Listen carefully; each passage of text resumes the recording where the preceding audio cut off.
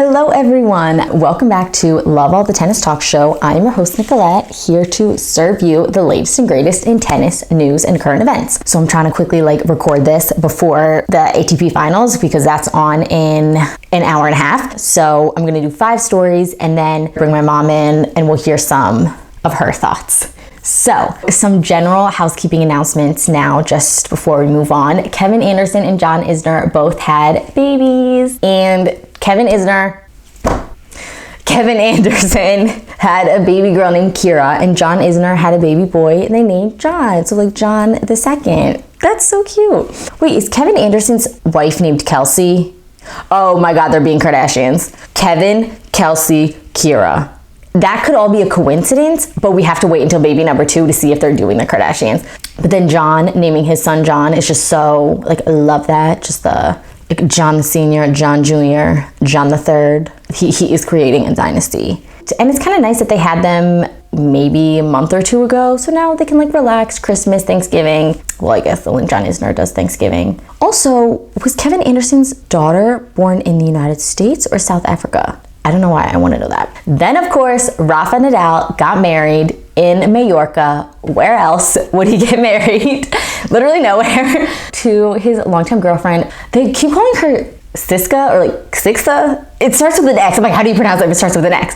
But I think her name is Maria Francisca. So her nickname must be from Francisca, Siska. She is super cute. I love her. I just think she has an understated elegance about her. She's just understatedly beautiful. You never really see her super dolled up or super with jewels or hair done or anything, but she just has that beauty and grace. She's Miss United States. So he got married. Roger was not invited. Obviously, I wouldn't expect Novak Djokovic to be invited, but I think Roger did say I wasn't invited. It was fine. It definitely would have been more chaos, but they are friends, definitely more than Novak and either of them. So I would have it wouldn't have surprised me if Roger was invited, but it also did not surprise me. And no shade that he wasn't, because I think it would have caused more mayhem, or would have taken the spotlight off of them, and just all the stories would have been Roger Federer, Rafa Nadal's wedding. There were a bunch of other people too, and celebs. Oh my God, also there was Feliciano Lopez, and I think it was Cracked Rackets had the funniest meme of him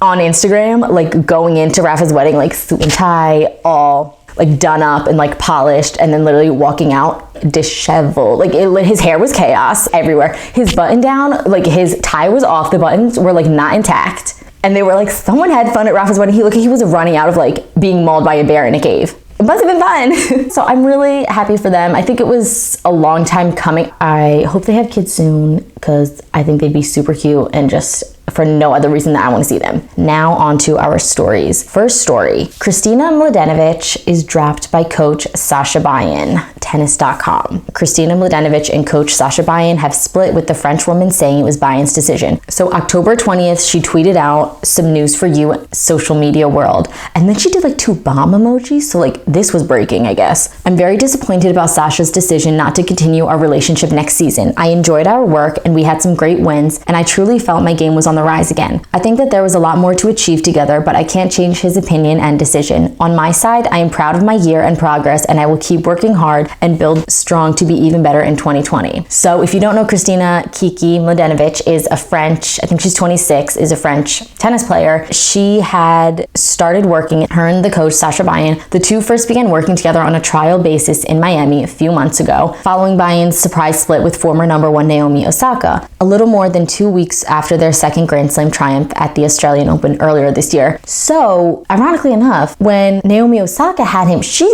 dropped him, I think rather suddenly. You know her, she's not one for to be expressing her emotions, and she just tweeted, "I will not be working with Sascha going forward. Thank you for everything he's done." And then he tweeted, "Thank you, Naomi. You are amazing. I have enjoyed every single second of us working together." Okay, we get it, sucking up to her, I thought. But then she said in a press conference, she's "I'm not gonna say anything bad about him," because obviously everyone was shocked. They just won 2 Grand Slams, and then she just drops him, and she said, "I'm not going to sacrifice my happiness. I wasn't happy coming to practice every day. I wasn't happy doing anything, but Kiki definitely seems like she was surprised and like hurt by the split. I just want to say, like, it wouldn't surprise me if Sascha tries to go back with Naomi Osaka. I read another article where he said something like, it feels like a breakup. We spent so much time together, it feels like a breakup. That's a little weird, I think. I mean, maybe it does, I don't know. But he said like it hurt, says like I could even see myself working with Naomi again if she would want to. I'd like to think that it's not over. She's taking a new path. But apparently he was devastated when she split that off. Then he drops Kiki. However, he is like the bachelor tennis coach of WTA players. Apparently he's coached Serena for a time, Victoria Azarenka, Caroline Wozniacki, like Naomi Osaka, and now Kiki. So he's made his rounds. But I guess like Kristina Mladenovic, she was, I believe, number 10 was maybe her highest singles ranking. And under his coaching, she improved from number 68 to number 39 in the world WTA singles. So it's actually funny because I sat right behind him and I really didn't know who he was at the US Open. She kept looking over at them, like I think it was her brother, someone else, and then Sascha, her coach. And it seemed like I caught on that it was her coach. She kept looking at them, like going like this. They were like not coaching her, but just giving her encouragement. But it was just funny at one point, this man, so it was literally like them and I'm right behind them. And then someone behind us, this like man starts watching something on his phone. I don't know if it was tennis or some other sport. His volume was just like loud and on. And I was like, is he gonna turn that off? Like we were just kind of like, oh, like they're playing. I don't know if they could exactly hear it, but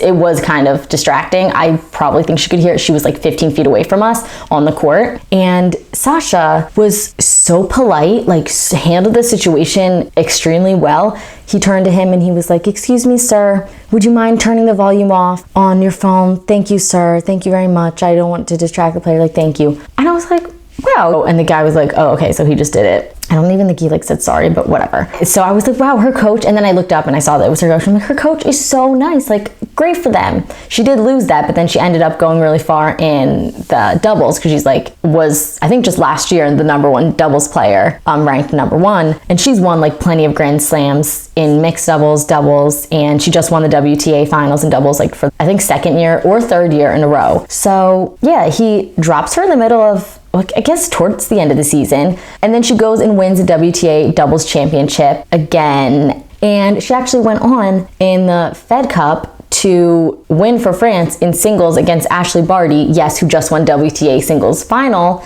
And she won in doubles in that event too. So brought the trophy home for France. So Sascha Bajin, who I hope he's looking at her and regretting that. And it probably sets a fire under her to have to be dropped by a coach and then win those two great events. I think she's really gonna like come back even stronger next year. And I think she'll be okay. She is with, or at least I think, I've been having some like hesitations about her and Dominic Thiem because I know that they're, oh my God, I was about to say engaged. I know that they're dating, but as of late, like usually he would like post stuff about her, like on his story, like watching her, like repost her, and she would with him, but like as of late, I have not seen that. So I've been like a little worried. I'm like, oh my God, have they broken up? That would just like devastate me because they are the tennis power couple that we know and love. But I think the last time he liked her Instagram was sometime in October. It's just the beginning of November. I thought that she would have posted about him being in the ATP finals and he would have posted about her with the Fed Cup and WTA finals, but I don't think that they did. They could be super busy because obviously they are busy. That it makes sense. They're not like literally on Instagram just reposting and like worrying about their stories. But I hope that everything's okay because I love them as a couple. And they're very much like under the radar as a tennis couple, I think. Like I think they do go to events together, but they're not in your face all about tennis. I think Thiem, actually I think he was asked pretty recently about Kiki and they're like, oh, do you like go over plays with her or talk about tennis? He's like, oh God, no. Like it's easy and comfortable having a girlfriend that plays professional tennis because, you know, it's such a unique world. But I don't know if they're like, they talk about tennis or are all about tennis when they're together, which is so nice. I think you need like a mix of both, definitely. I just love Kiki and I want the best for her and she deserves better than Sascha, the player and bachelor of tennis coaches in the WTA. Mark my words. He will be crawling back to her, or he's gonna try to crawl back to Naomi. Anyway, speaking of comebacks, the second story is Vasek Pospisil hits win streak 4 months into comeback. This is from BaselineTennis.com. As always, I link all of the stories in the descriptions. After recovering from back surgery for the better part of 2019, Vasek Pospisil is looking in tip-top shape this fall season. He had an impressive run in Shanghai where he defeated Diego Schwartzman and pushed Daniil Medvedev to the brink, and has now reeled off 2 consecutive ATP Challenger titles in Las Vegas and Charlottesville. The former world number 25 dropped just total 2 sets en route to his Las Vegas and Charlottesville titles. His movement looked as explosive as ever, and he overpowered his opponents with his hyper-aggressive and huge serving brand of tennis. Yeah, I think he's like low-key a huge server because he is like 6'4", and I don't think he's like necessarily known as like one of the huge servers, but when I watched him in US Open, me and my mom both commented, we're like, damn, look at her serve. Okay, he says, my goal was to finish the year healthy and to get an off-season in a good state of mind and good physical state, he told Mike Catian in Charlottesville, and to then focus on 2020, that was it. The 29-year-old made his return at Wimbledon after undergoing surgery for a herniated disc in January. Okay, anyone who knows me knows I like love Vasek Pospisil. Ever since I randomly ran into him at the US Open, we went on our high school trip with our tennis team, and we all like ran into him playing doubles, and obviously we're like teenage girls and became obsessed, and we were like, oh my god, like he's so cute. And I think at the time he was 23, and we were like 16. So ever since then he went on, after I first met him, he went on to like, I'm saying met him as in like, I literally like, he signed a tennis ball for me. I mean, he signed my hat and like took a picture with him, like that's it. And then I met him again the next year, and like again he like signed the tennis ball and everything, and I was just like, hi, remember me? He was like, literally no. Anyway, so he was on the rise, and then he went, I don't know if it was that year, 2014 or 15, that he won Wimbledon with Jack Sock. Like they were like a power dream team in doubles. And then he had like a back injury, and I think he told someone in 2019 when he just made his comeback, or when he, I guess in Wimbledon, that it was like the first time he was playing without pain since 2015. So it kind of sucks because that was his like 20s. Like he's 29. That was when he was 24. I don't know, having an injury, I just can't imagine. Every professional athlete, like there's nothing you can do about an injury except stop. But for how long, surgery, recovery and everything, that's just like very, very scary to have, your whole livelihood depend on something that you to a degree can't really control. But he really has been coming back. We cannot forget that he beat Karen Khachanov round 1 at the US Open when Karen was number 9 in the world. So I think he's coming back very consistently and very steadily. So let's go Bay. Anyway, I have some heartbreaking news from Maria Sakkari, where she says, nothing is going on with me and Stefanos Tsitsipas. I am crushed to my core. Like, what? She says, Sakkari says she and Tsitsipas are not dating, but that you never know what could happen. You gotta leave it open-ended because you never know. Like, you really never know. Like, no one knows what's gonna happen in the future. I hate people who are like, no, we could never. There's a reason people say never say never. So I'm saying never say never between Vasek and I. Okay, so she says Greek tennis star Maria Sakkari has squashed the rumors of her and fellow compatriot Stefanos Tsitsipas being in a love relationship. WTA World number 23 Sakkari and ATP World number 6 Tsitsipas have drawn lots of positive attention to themselves this year with their results. I mean, I would love to see them together. I think it's right now, I don't know. I never know if you want someone to like be in a relationship at the height of their career or not. It's like do or die. Either it could be the best thing for them or it could be the worst thing. I think for Tsitsipas, for some reason, I feel like it would be a distraction to him and he needs to be like hyper focused. Like when last time he lost, I think it was Wimbledon when he got out in the first round, he literally said he like locked himself in a room for 3 days. So I don't know if he is one for like outside distractions at the moment. He seems very like focused. Maria though, she seems fun and she seems to have a great like work-life balance. I just don't think they're ready at this time to blossom into a relationship. But I guess she knew never say never because like people really want them to be together. Okay, speaking of relationships and love, Rafael Nadal slams bullshit question about marriage after ATP Finals defeat. So, as we know, Rafa defeated by Zverev on Monday. It says the star was asked if his performance was due to being distracted after getting married. Nadal, who tied the knot with longtime partner, again, Sascha Parello in October, was beaten 6-2, 6-4 by the German. So the journalist basically asked him in the press conference, after this, because it was one of the first round robin matches, and he was like, do you think, like, I know marriage is very distracting. Actually, let me get this is exactly what he said. He said, tonight you were playing very short many times. I don't know why, because you're not used to that. I'd like to know, for many people, to get married is a very important, distracted thing before the marriage, during the marriage, after the marriage. I'd like to know if somehow your concentration on tennis life has been a bit different, even if you were going out with the same girl for many, many years. Because as everyone knows, they've been dating for since 2005. And then Rafa says, honestly, are you asking me this? Is this a serious question or this is a joke? Is it serious? And he goes it's serious. Rafa goes, okay, this is a big surprise. You asked me this after I had been with the same girl for 15 years and having a very stable and normal life. Doesn't matter if you put a ring on your finger or not. In my personal way, I am a very normal guy. And then he says, okay, we moved to Spanish because that's bullshit. Thank you very much. And that's all he had to say about that. And everyone was obviously tweeting about it and making memes about it and talking about it. But honestly, I feel bad for the reporter because I get what he was trying to say. For normal people, marriage, getting married, a wedding, all that, it's usually the biggest thing of that person's life in that year. It's probably the biggest thing of the year. There's planning for the wedding, spending a lot of money for the wedding, figuring out I don't know, just planning a wedding, seating charts, this, that. There's a lot that goes on. And it was out of the ordinary for him to lose or to play a little bit differently and then to lose. The wedding for him, he said, was he got married, they had the party, the day after he was off, and then the day after that he went back to practice, is what he said. So I just think for him, obviously he does not have to worry about money, so it cost what it cost, and that's that. I think he really just had to roll up in a suit to have the wedding, it's a party celebration, have the next day to relax, and then it's business as usual. I don't think that the reporter was that off or that disrespectful to be asking that question. He was just putting two and two together. It happened to not be the right 2 and 2, but he was trying, he was connecting the dots. So yeah, but I would not want to be that reporter now because Rafa looked pissed and he was just, he rarely loses his cool. He's I think he's pretty calm and collected, but he's probably in a way on Rafa's radar is someone rude now, but I think he'll be fine. Okay, so that is that for the stories. Again, I'm going to watch the ATP Finals. All right, welcome back, everyone. We took a brief hiatus to watch the ATP Finals. It's dark outside and I have no makeup on and am in a different outfit, so obviously the day has passed. And I'm joined by the mother again.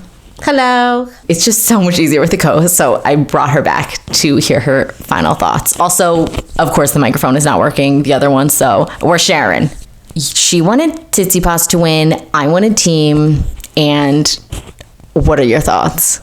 She thought that Tsitsipas deserved to win more because he won more games. It's I get it, but in tennis, it's not who wins more games, it's who wins the right points at the right times, and that's that. That's that!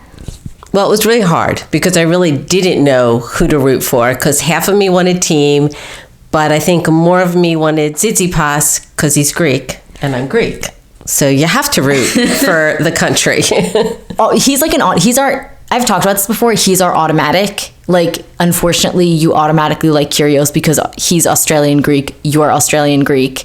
Automatically, we like Sakkari, she's Greek. Automatically, we like the Americans because we're American. So obviously, automatically, I like Tsitsipas. I want the best for him. But here, I'm thinking logically. I like them equally, Team and Tsitsipas.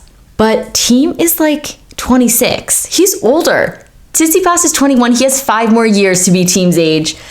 And when you think about it, Team is so good. He's consistently been in the top 10, the past few years. But he's 26. By this time, the big three had all won, Grand Slams and everything. Everyone's oh yeah, Tsitsipas, Team, he'll get it. He'll win Grand Slams. But it's not that he's running out of time, but when? He's 26. Is that bad that I think that's old? Oh my God, that's so young. Are you kidding me? I wish I were 26 again. I understand the thinking, and I kind of feel a little bit that same way. So yeah, I was really torn because I did start off rooting for Tsitsipas, and then, then I kind of felt bad, and I'm oh, Team's trying so hard, and And I've watched him so much over the last couple of years that I just want to see him win, like, one really good one too. So I know, totally. I think what I want for Team is him to win the Roland Garros this next year. Like, Nadal, you've had it enough. Sit down. Right? True. He's the Prince of Clay. Like, he's been in the semis or the finals, I guess, for that. The past 2 years at least. But hold it, when wasn't just Team in the finals of just Roland Garros recently? Just this year, 2019. So like next year, let's have him win it. Okay? Okay, because the last time he played really, really well. That was against Nadal. Yes. Yeah. I thought that was 2 years ago. Wait, no. He beat Djokovic in the semifinals, and then he lost to Nadal in the finals. But was he in the final 2 years ago? I don't know if he... Was he in the final? I don't know, but he was in something. They don't call him the Prince of Clay for nothing. So he was in something. No, remember the one match I watched and he played really, really well. Why do I think he played Djokovic? No, Rafa's won it like every damn year. There's people who are like listening to this, if there are people listening to this or watching this, are probably like screaming at the camera like, sorry for our confusion. Anyway, so that's what I want for him. He needs to win a Grand Slam. It's okay if he doesn't. I don't want him to be in the finals against Djokovic, because when Djokovic is in the finals, I'm him or nothing. I know it's tough. I mean, Djokovic has been our favorite go-to guy for years now. And again, I only started liking him in like almost like 7 years ago, because like we had the same initials, ND. Oh, I didn't realize that. I had no idea. Yeah, and like I saw his like funny impressions on YouTube, and I watched like something about him and like Serbia or something, and I'm like, I love this guy. Back to the ATP Finals, super close. And not to I was supposed to go. Not supposed to, but I kind of had this thought like a few weeks ago. I was like sitting at work like hating life, and I was like, why don't I just go to the finals? Like, I have the PTO, paid time off, like vacation days. The flights weren't that expensive to London.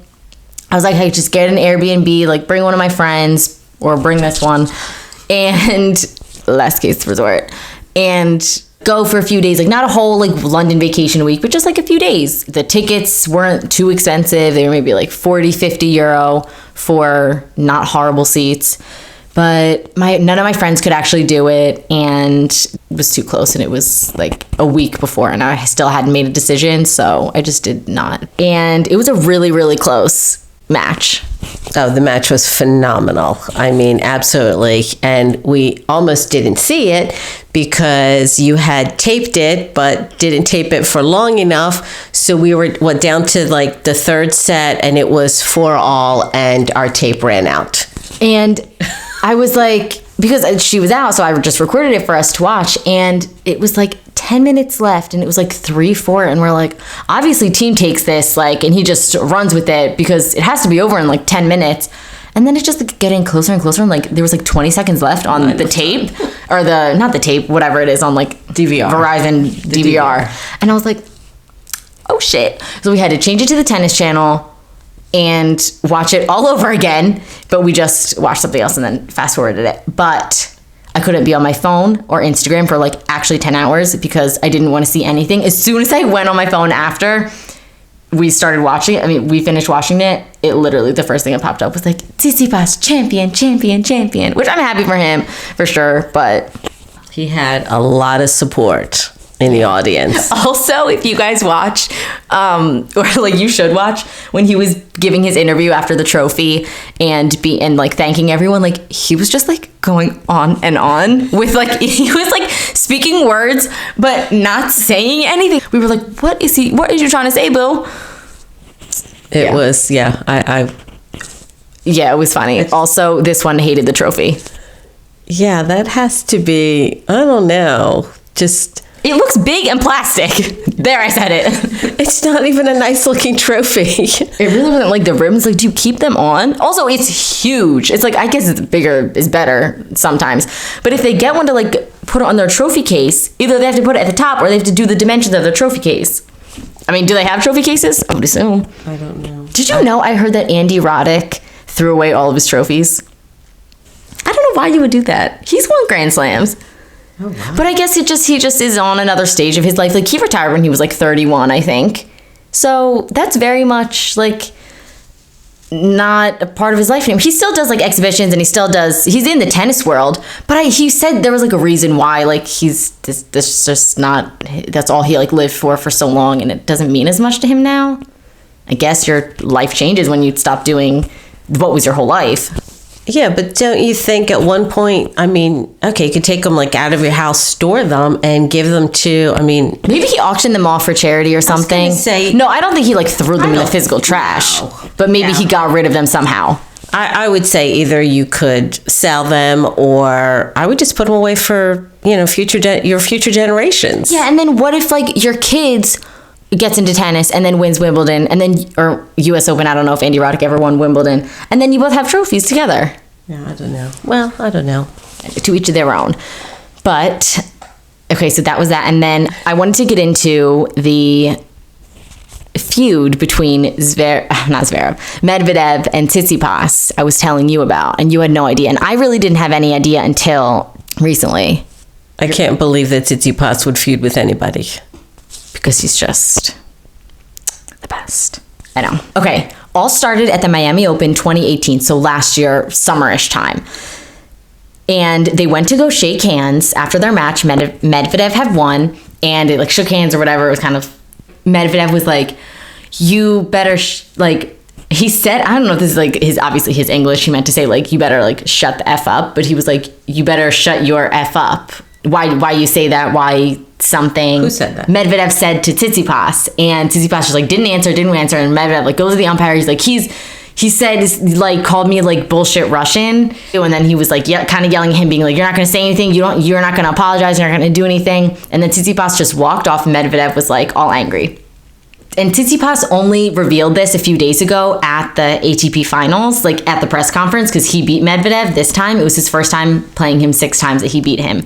And he said that he like explained what happened because someone asked him like, why don't you like Medvedev? Like, what is your tension? And he said that during that match in the Miami Open, Stefanos hit a let. So he hit, not like a serve let, but it hit the net during one of his times. You know, the players like go like this, they're like sorry because it's like a lucky shot, like I don't know why, but like they just do. I don't get that either. But he said that he hit like the ball, and then like 3 more, like it's not like he won it, 3 more rallies or something happened, and he never like apologized for it, and Medvedev like got really angry. So at the changeover after that, Medvedev was like, you should apologize, you know you're wrong. And then Tsitsipas said he really got into his head because it wasn't like it just happened and then he won the point. It was like a rally went after it. And Tsitsipas got so angry that Medvedev was saying apologize, like, and he just lost his focus. And so he said he didn't win a game after that. So he must, when he went to shake his hand, must have said like, oh, like bullshit Russian or something. So that's what Medvedev got angry about. So 5 months later at the US Open 2018, they play each other again. Medvedev wins, and sorry, I like literally have it all written down because I like looked up everything and typed it up so I wouldn't forget. They play, Medvedev wins, and he does an interview with Eurosport. They ask him about that incident in Miami a few months prior, and he says him and Tsitsipas haven't spoken. He said usually someone would apologize after that, but he knows he's in the wrong, so like they haven't spoken. But he said that he understands things can get heated, but you usually apologize. And he says they haven't spoken. Tsitsipas blocked him on Instagram, but that's the ultimate betrayal. That's what you know you've done. But he said, Medvedev said that their parents are actually friends. He said, oh, like you would never know, but like our parents are friends. They play again a few months later in Switzerland. Medvedev won again. It was relatively drama-free. I didn't see anything on that, but you can definitely tell by the handshake. It was like, try to like do it with me. And it was like, like very much, like you could tell tensions were high. No public tension, but like probably behind the scenes. Same with Monte Carlo, the Rolex Masters. They play, Medvedev wins again. No drama, at least none known to the public. Shanghai 2019, just a few months ago, they play again and Medvedev wins. In Tsitsipas's interview after, he kind of throws some shade and he says, not to be rude or anything, but Medvedev, the way that Medvedev plays is boring. And he's like, and not to be rude, but it's just, yeah, he might have a big serve because he's really tall. He's like 6'6", but after that, it's just like everything's just in and boring. I don't know, like that's like the sign of a good player who like gets everything back in. I guess he's not like with the drop shots and with the like slices, but obviously you're being rude for saying boring, or maybe he doesn't know because English is not his first language. Well, maybe he's playing like the same. Is he playing the same shots over and over, like the same sort of strategy? I don't know, but you would think that if he was doing just the same thing, that Tsitsipas would like figure out how to like beat him. But if Medvedev is more consistent, right, then that means he's a better player in consistency wise. But whatever, Tsitsipas said he was boring. He was probably obviously he was like, that was just, I don't know. Yeah, obviously that's upset, and that's a reaction that he's having. Like, which I would say the two. I'd be like, every insult in the book, I would like hurl at my opponent and be like, her braid was uneven and like stuff like that. Okay, and then someone tells Medvedev what Tsitsipas said. Medvedev is like, I'm not taking him seriously anymore. And then, you know the Laver Cup? Yeah. The Team Europe versus Team World. Tsitsipas was on Team Europe. Team Europe won. And Tsitsipas did like an Instagram video or something where they're all doing like champagne, like shaking champagne and like whatever after they won. And said something like, Mom, they forced me, but it was disgusting, don't worry, or something. And Medvedev says like, I don't take him seriously anymore, especially after the Laver Cup where they say like he made him drink and it was disgusting. Like, I mean, was that a joke? Obviously, if you're a pro athlete, I don't think that you're going out and getting drunk. I don't think it's very weird to not drink if you're a professional athlete that is on tour. Remember like when back in the day when I, competed in my little, middle-aged women's tennis. This one went to nationals. You were really good. Oh, well, thank you.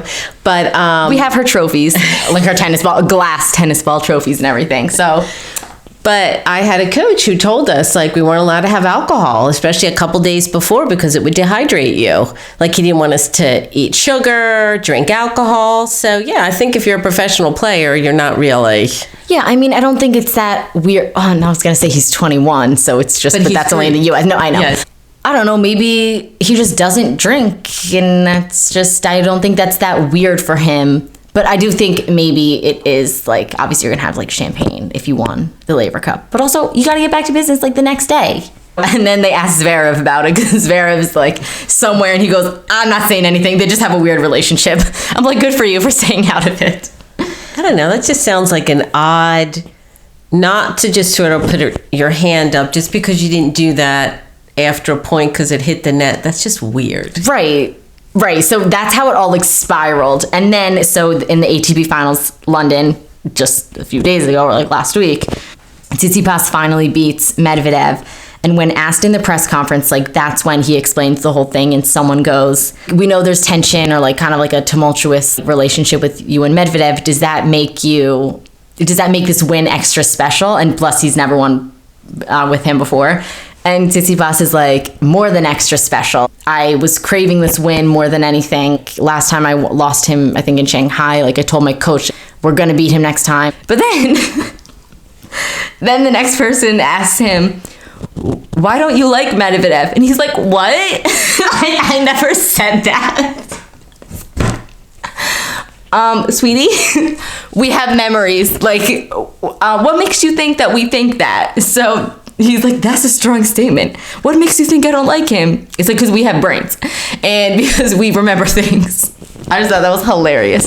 It's like, you just admitted it. So then he basically like explains the whole thing that happened in Miami last year and how it all like turned to whatever. And he said, no, I don't hate him. He probably does hate him, but obviously he's not going to say that. I would. No, I'm kidding. Okay, so he says, I don't hate him, but we're not going to go to dinner. Like you don't expect us to see us at dinner anytime soon. But it's just interesting that their parents are friends, or maybe they're not anymore and they were. But I guess all these like professional tennis friends, like you see these people all of the time. You're in the same junior circuit. You grow up. Like if you're traveling to this, you're going to be traveling to the same tournaments when you're like 13, 12 up until now. And then I have a prediction.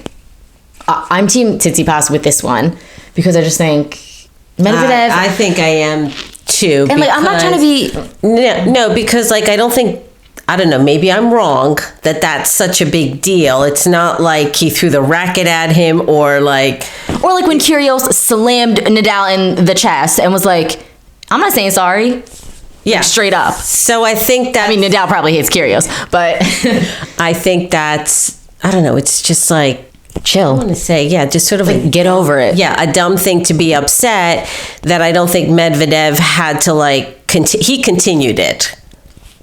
Right. When you said he wouldn't... Like, he said something to him... Shut the F up. Yeah. And then they just... Yeah, I just think that it has continued... It didn't need to continue. It should have stopped right then and there after the first. Like he did. But I think everyone asked them about it, so like that keeps it. I just think they're either going to become mortal freaking enemies, and it's going to be like BAD, or they're going to become like best friends. After they both like win a few slams, they're going to be seeing each other for the better part of the entire year for years to come. They're going to become the next top three, like him, Zverev, or team. Like they're going to become. The other people are oldish now. When they retire, I know it sounds bad, but like we're all thinking it. Watch what you say. I know. No, I don't want anyone to retire. Like no, the day that even Federer retires, like I will be bawling my eyes out. I'll be really sad. It's the end of an era I've grown up with, only knowing then. And Zverev said recently, he's like, I don't think the Grand Slams are just going to be the big three anymore, and he's almost right. I think he's right, but it's going to be so weird. Watch it, watch it be Andy Murray when he comes back, and all these like 20-something-year-olds are like, "Are you effing kidding me?" Like he comes back out of retirement and like he's the one that's not the big three that gets another Grand Slam, and they're gonna be like, "Really?" Okay, and you know I do my ins and outs. Do you have any ins and outs, or you just want to go off of mine? You need to think of some.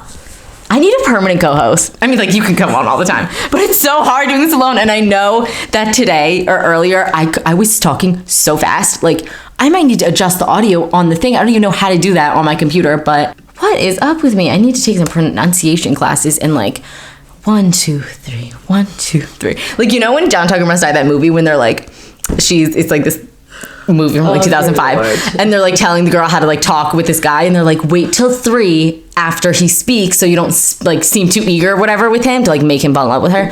And every time she's going to say something, they're like, wait 3 seconds. That's what I need to do. Like, wait 3 seconds between every sentence, because I sound like a robot that's their speed is pushed too high. Okay, my ins are Shapovalov and Denis Shapovalov and Matteo Berrettini have girlfriends. They found love. So that's good. Remember the one, were you watching the Paris? Yeah, we were. And they were showing that girl was Chapo, and they kept like focusing the camera on her, and I'm like, who is this bitch? Because I don't think he's in a relationship. I would know, but apparently then after he Instagrammed that it was, but he didn't tag her on Instagram, so I have yet to do the background check on her. But they look cute, so happy for them. And then Berrettini is dating Kyrgios' ex-girlfriend. She's Australian. And she's 26, and Kyrgios is 24, and Berrettini is 23. So it's like, the 23-year-olds, the people that are my age on tour, are either married, Karen Khachanov, Daniil Medvedev, or they're dating like older people, like Kyrgios is dating this girl who's 26, and Berrettini is dating this girl who's 26. It's like, where are the single 23-year-olds?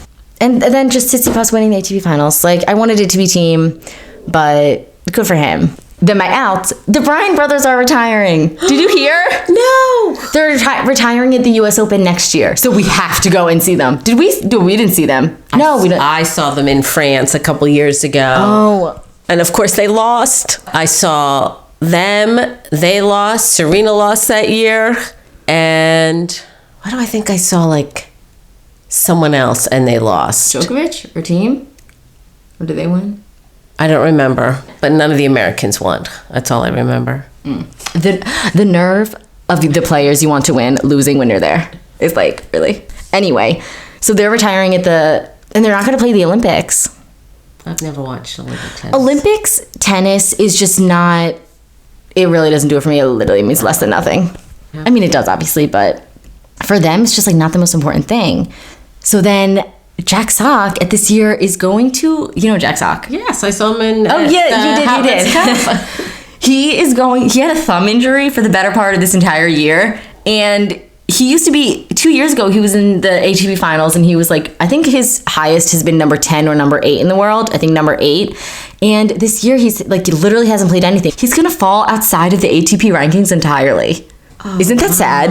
But he's still number 32 for doubles. He just needs to be like more get the thumb obviously fixed. Yeah, we're like, it's a thumb injury, but you grip your racket with your thumb. Is it his right hand? Is he right-handed? I think he said it's, or I think he might be left-handed. I don't know what. No, he's right-handed. No, he's right-handed. I don't think he's But I think it is his right hand because he said, I can grip a racket now. I saw an interview with him. But I think he has the potential to obviously be, I mean, he's shown that he can, but he needs a steady comeback. But he also, not to say that a significant other distracts you, but like he is always on Instagram with his new girlfriend who's like pretty and cute. And like I think that they'll get engaged very soon or soon enough. But they got a new dog and like their dog has an Instagram. I'm like, okay, instead of commenting on your dog's Instagram, I'd like to see a little more practice. Obviously, I'm not saying that he doesn't practice because I obviously don't know him, don't see everything. Idea. I mean, like I really know, but I just want him to do as good as he can. And he has the potential to be really great. And then my last out is Sascha Bajin for obvious reasons. You know what you did. Oh, okay. Yes, you did tell me that. You dropped Kiki. We were sitting right behind them. I know, I said. And he was so nice, actually. Oh, yeah, she doesn't know. Really nice. Oh. I know, so that's that. All right, everyone. Thanks for tuning in to another episode. Bye. Bye.